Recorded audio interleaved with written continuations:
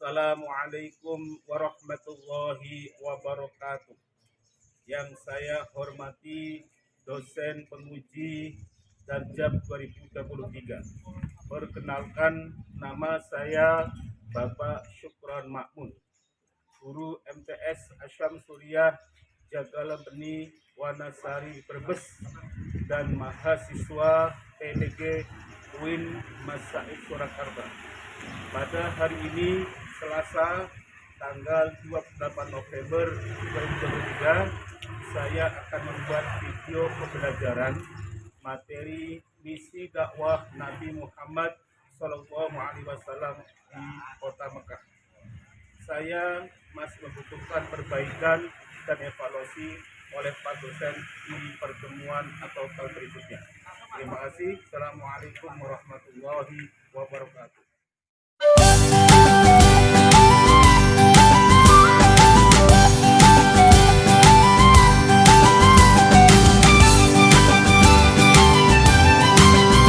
Assalamualaikum warahmatullahi wabarakatuh. Waalaikumsalam warahmatullahi wabarakatuh. Gimana kabarnya anak? Alhamdulillah sehat. Sebelum pelajaran pada pagi hari dimulai, mari bersama-sama kita membaca doa. Doa akan dipimpin oleh ketua kelasnya. Siapa? Kita tutup berdoa dimulai. A'udzu billahi minasyaitonir rajim. Bismillahirrahmanirrahim. Raditu billahi rabbak wa bil uqdatam min lisani yafqahu qawli. Rabbi zidni ilma warzuqni fahma.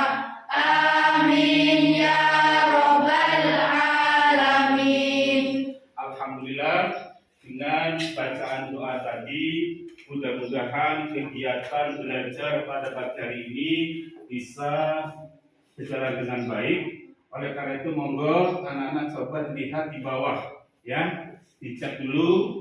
Barangkali masih ada sampah, kemudian kursinya diluruskan dulu dong, ayo. Coba kursinya diluruskan, dia lurus dulu, ya. Kemudian yang lain, masih ada sampah dan anak bersih ya?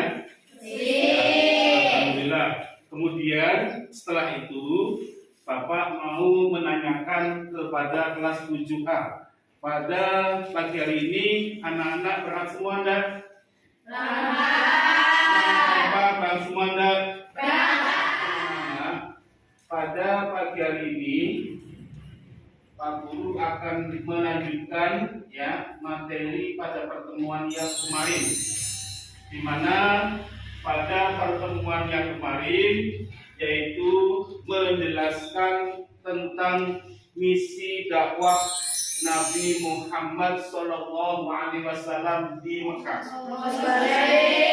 Coba Pak Guru pengen menanyakan, ada nggak yang bisa menjelaskan dengan singkat dua saja bagaimana bisa menjelaskan tentang misi dakwah Nabi Muhammad SAW di Mekah?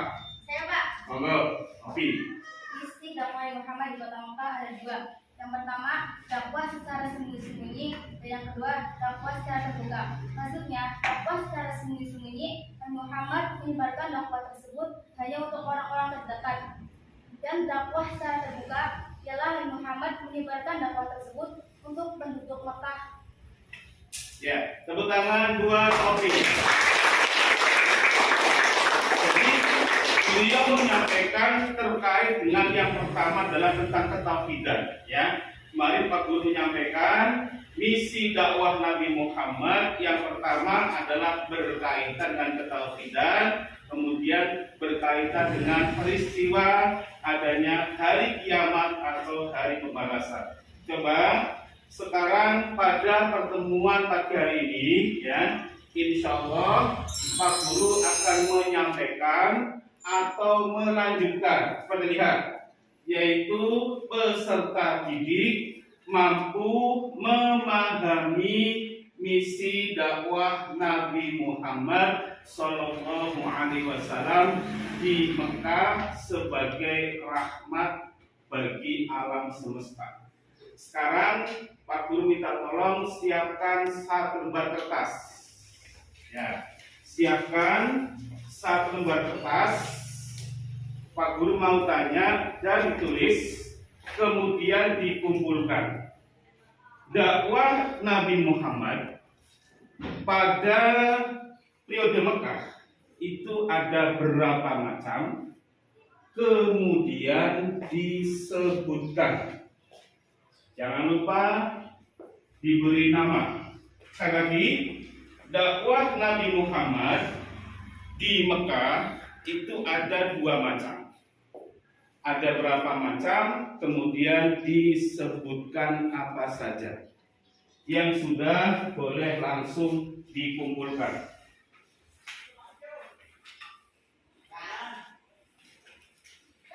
Yang sudah dikumpulkan, ya, sini nak ayo kumpulkan. Yang sudah dikumpulkan langsung. Yang sudah, Yuli, kumpulkan Yuli.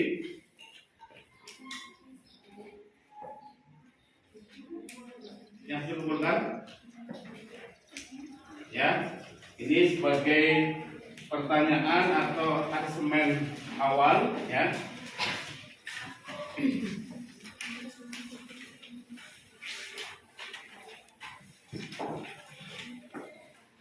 Sudah semua? Sudah. Tepuk tangan buat kelas 7A. Coba Pak Guru minta tolong, ya.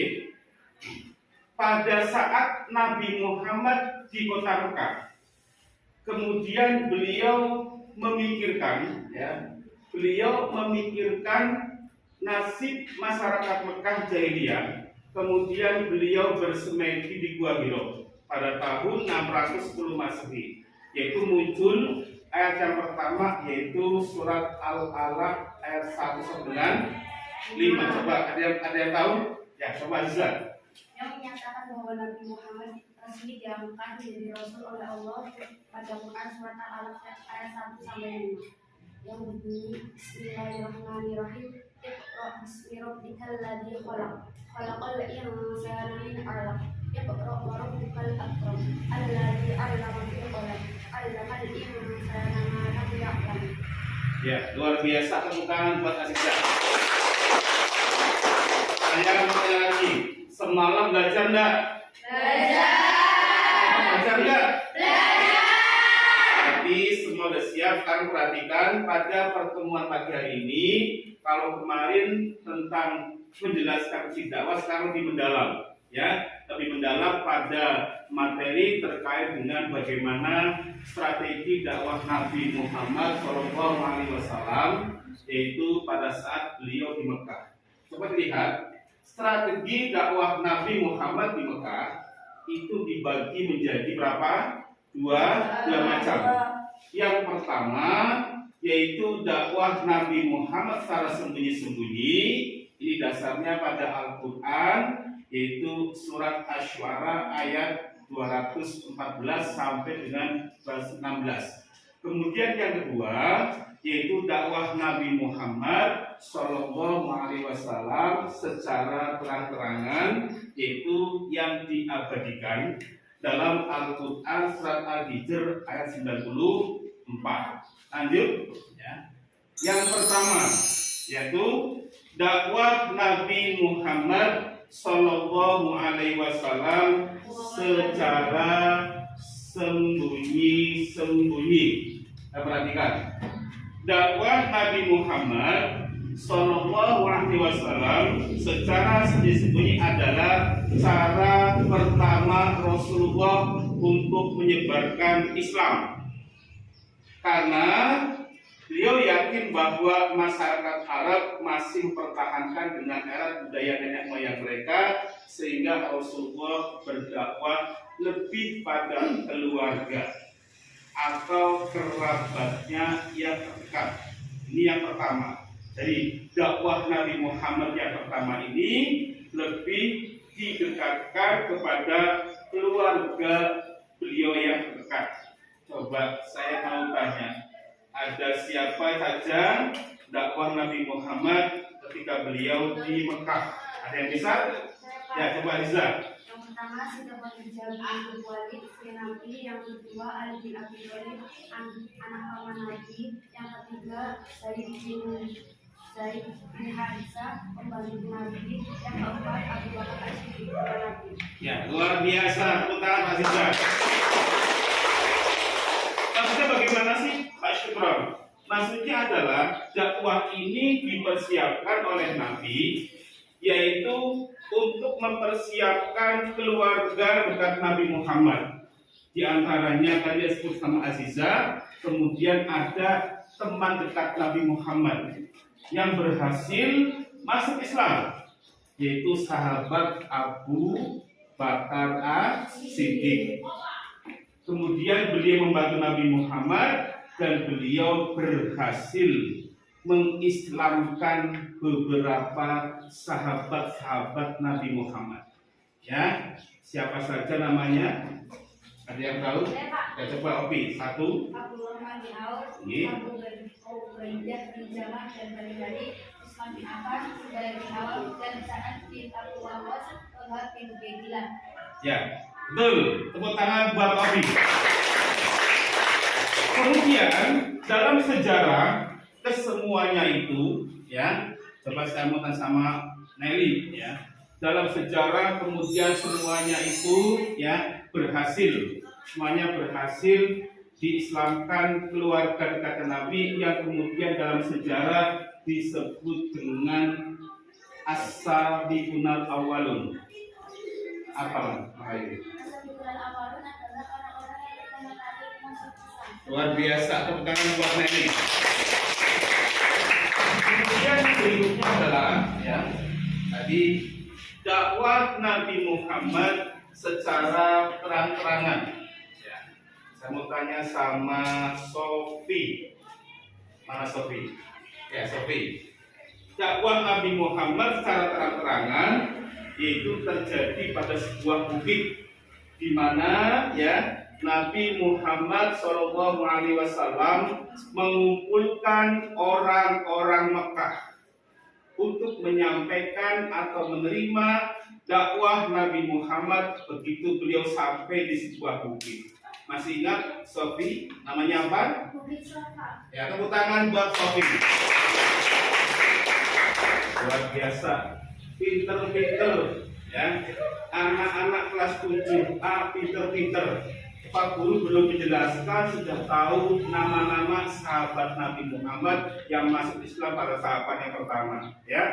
Kemudian yang kedua, perhatikan, yang kedua ini bagaimana sih Pak? Bagaimana cara berdakwah Nabi Muhammad kitab yang kedua? Yang pertama, lihat, mengundang keturunan Bani Hasyim untuk jamuan makan menyebarkan Islam, tapi mereka belum menerima Islam, ya. Nabi mengumpulkan sahabat-sahabat Nabi Muhammad untuk diundang, ya. Pertemuan ini diundang di mana Nabi Muhammad berhasil, yang masuk Islam adalah yang pertama Ali bin Abi Thalib, kemudian yang kedua Ja'far bin Abu Thalib, kemudian yang berikutnya adalah Zaid bin Harisah menyatakan keislamannya, ya. Kemudian yang kedua ini tadi yang disebutkan oleh Sofi, Nabi Muhammad mengumpulkan masyarakat Mekah di Bukit Safa, di mana pada saat itu Nabi Muhammad adalah terkenal sebagai orang yang mendapat julukan Al-Amin, ya, Al-Amin, yaitu Muhammad sebagai orang yang dipercaya, ya. Kemudian masyarakat Mekah semuanya pada hadir, ya. pada hadir di tempat itu di Bukit Sofa. Kemudian Nabi Muhammad menyampaikan misi, ya. Nabi Muhammad menyampaikan misi yang tadi disebut sama Obi, ya. Beliau menyampaikan terutama yang pertama adalah berkaitan dengan ketauhidan, ya. Kemudian setelah itu beliau menyampaikan ada yang namanya hari kebangkitan, hari kiamat sebagai hari pembalasan. Bahkan ketika Nabi Muhammad, bisa lihat, Nabi Muhammad ketika beliau menyampaikan hal semacam itu mengatakan bahwa di situ disebutkan Nabi mengecek, ya, yang membantah bahkan mengecek bahwa Rasulullah adalah orang gila yang dikatakan oleh siapa? Abu Lahab.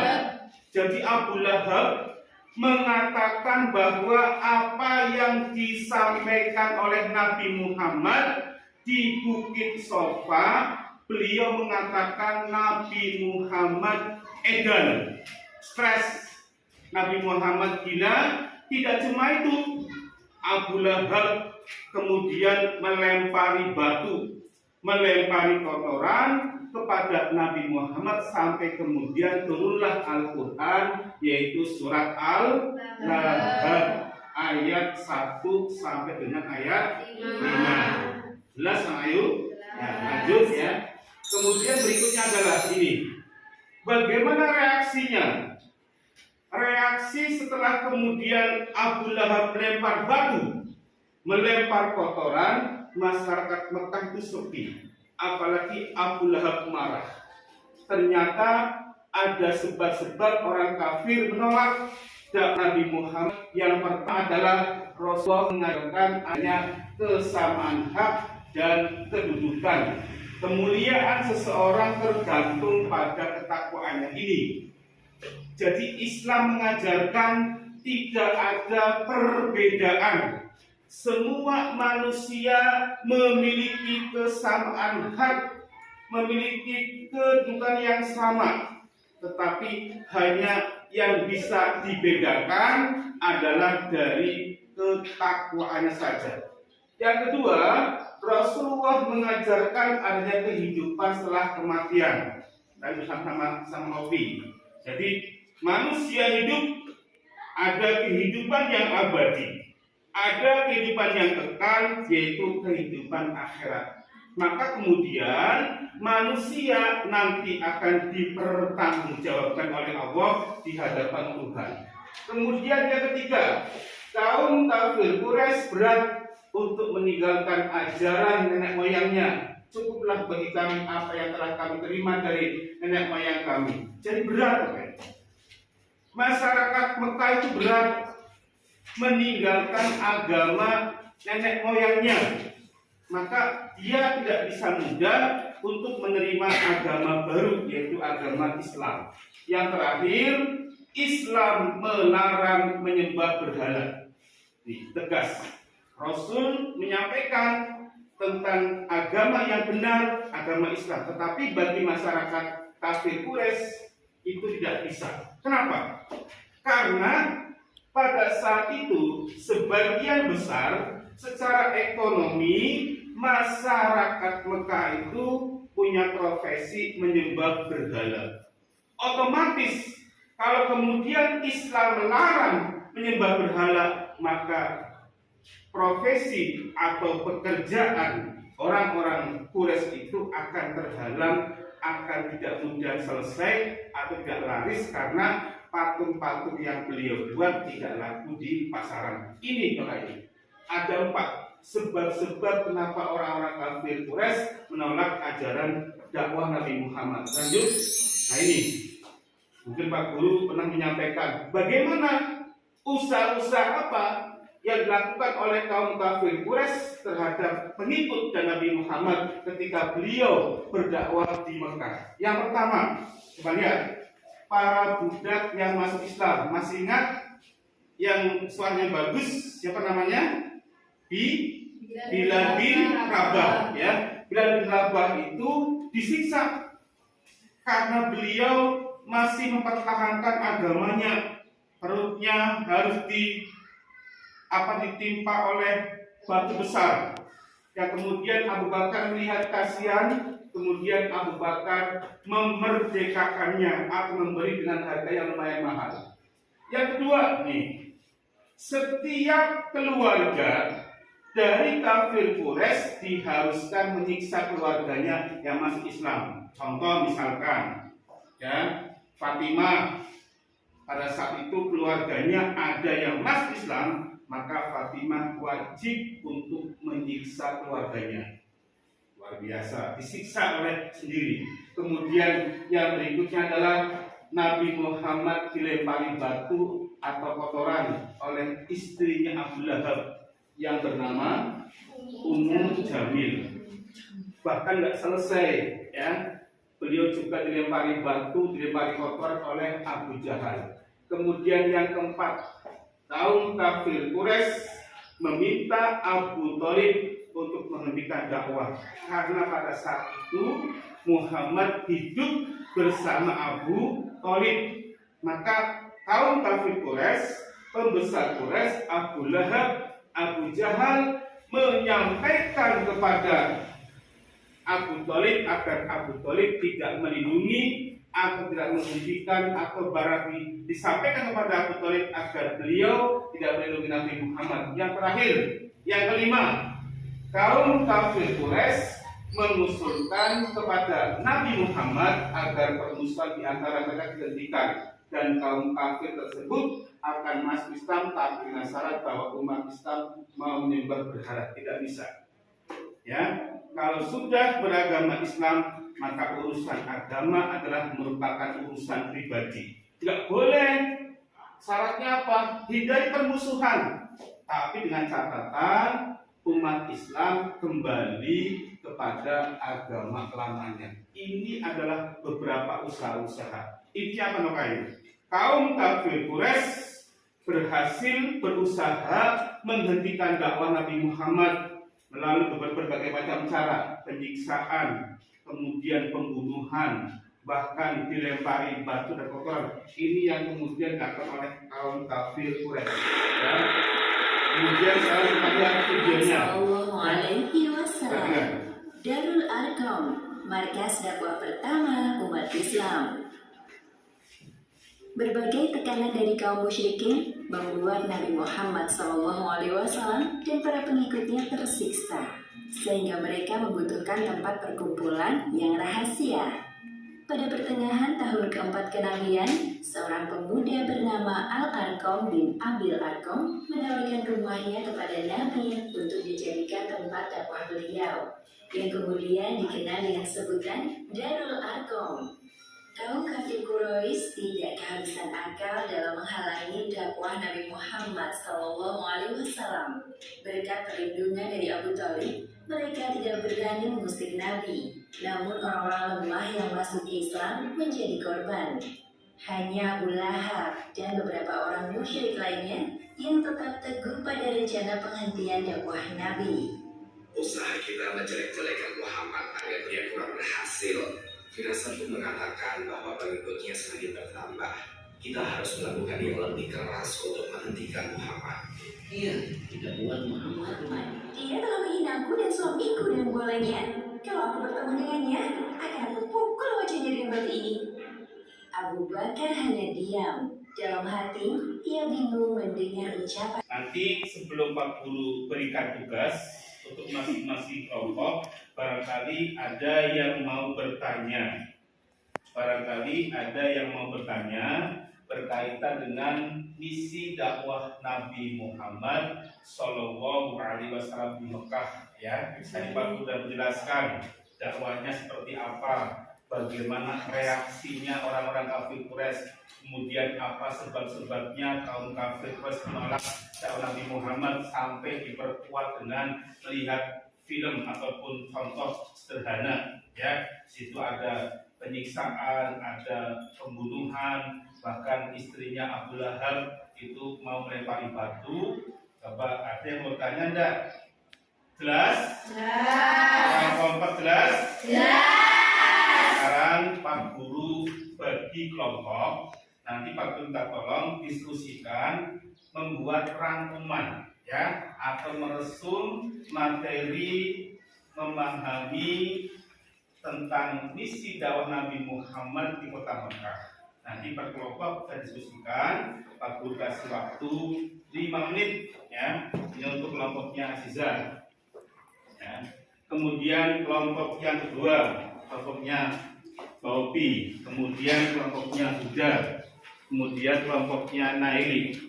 Coba saya kasih waktu diskusikan, hanya ada waktu 5 menit ya, tentang membuat rangkuman atau meresum tentang materi yang tadi Pak Guru sampaikan ya.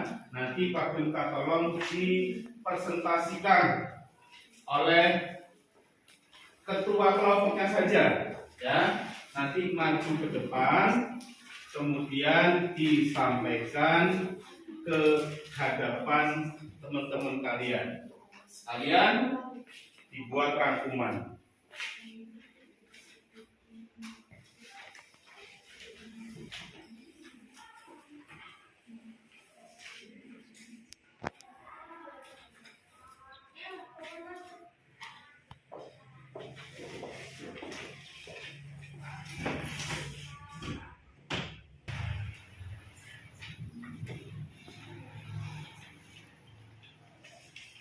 Mas orang lagi sudah belum? Terima kasih untuk kelompok kelas 7A. Pak Guru minta tolong ya kepada ketua kelompoknya untuk mempresentasikan ya di depan kelas. Dan nanti saya sini ya, depan kelas. Coba saya panggil untuk kelompok yang pertama diwakilkan oleh Mbak Azizah. Coba.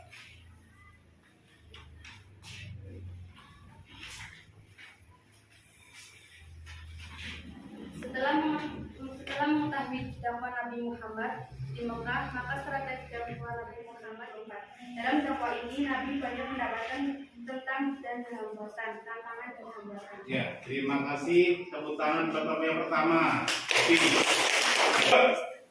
Yang akan diwakilkan oleh Baupi. Monggo Baupi. Strategi dakwah Nabi Muhammad SAW di Mekah dibagi menjadi 2 macam.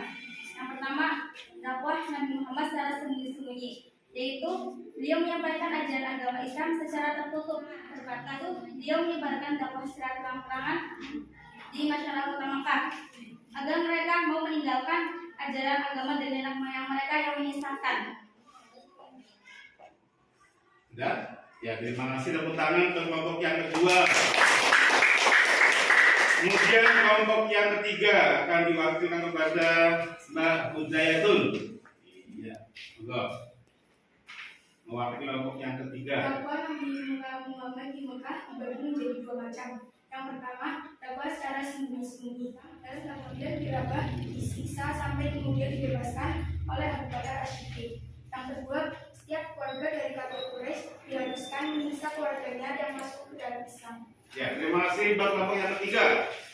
Ya, kemenangan dulu. Dan yang terakhir kelompok yang keempat, coba Mbak Naili. Kelompok yang terakhir. Nomor 1, Rasulullah mengajarkan adanya kesamaan hak dan kedudukan. Kemudian seseorang tergantung pada ketakwaannya. Nomor 2, terus menyembah dan berdoa. Ya, terima kasih. Tepuk tangan buat kelompok yang keempat. Sekarang Pak Guru minta tolong tugasnya dikumpulkan. Ya, tugasnya dikumpulkan, bagus-bagus sekali ya, pinter-pinter dalam waktu yang sangat singkat. Kelompok 1-2 rangkuman atau meresum berkaitan dengan tujuan pembelajaran pada pagi hari ini. Sebelum Pak Guru tutup, ada pertanyaan? Tidak. Jelas ya. Kemudian Pak Guru sekarang membuat kesimpulan. Pak Guru simpulkan hasil pertemuan pada pagi hari ini. Yang pertama yaitu bahwa periode dakwah Nabi Muhammad SAW di Mekah itu ada 2 macam. Yang pertama yaitu dakwah secara sembunyi-sembunyi. Dakwah ini merupakan tahapan awal di mana Rasulullah lebih pada menyampaikan dakwahnya kepada kerabatnya. Sejarah kemudian disebut dengan as-sabiqunal awwalun, yaitu orang-orang yang pertama masuk Islam. Yang kedua, dakwah secara terbuka, yaitu Nabi Muhammad melakukan pertemuan di sebuah bukit, namanya Bukit Sofa. Beliau menyampaikan misi dakwahnya, poin-poinnya termasuk berkaitan dengan misi beliau, terutama hal ketauhidan. Ternyata di situ ada keluarga Nabi Muhammad yang bernama Abu Lahab menolak, bahkan mengatakan Nabi Muhammad stres. Tidak cuma itu, kemudian Abu Lahab melempari batu, melempari kotoran, dan kemudian di masyarakat. Itulah banyak tantangan, hambatan, termasuk reaksi-reaksi dari Nabi Muhammad, termasuk penyiksaan terhadap pengikut Nabi Muhammad dan Nabi Muhammad sendiri. Itu kesimpulannya. Minggu depan dipersiapkan, ditulis ke kayu, ya. Pertemuan yang akan datang nanti akan menyampaikan berkaitan dengan ibrah, ya. Apa itu ibrah? Hikmah daripada dakwah Nabi Muhammad SAW di Mekah. Ya, dan jangan lupa untuk tugas minggu depan, ya, tolong kerjakan di LKM yang akan datang. Nanti Pak Guru akan mintai pertanggungjawaban. Siap ya? Ya. Jangan lupa tugasnya ya. Ya. Jangan lupa belajar. Ya. Jangan lupa berdoa. Mari bersama-sama kita tutup dengan bacaan doa kafaratul majelis. Bismillahirrahmanirrahim. Subhanakallahumma wa bihamdika wa atubu ilaik. Terima kasih. Assalamualaikum warahmatullahi wabarakatuh.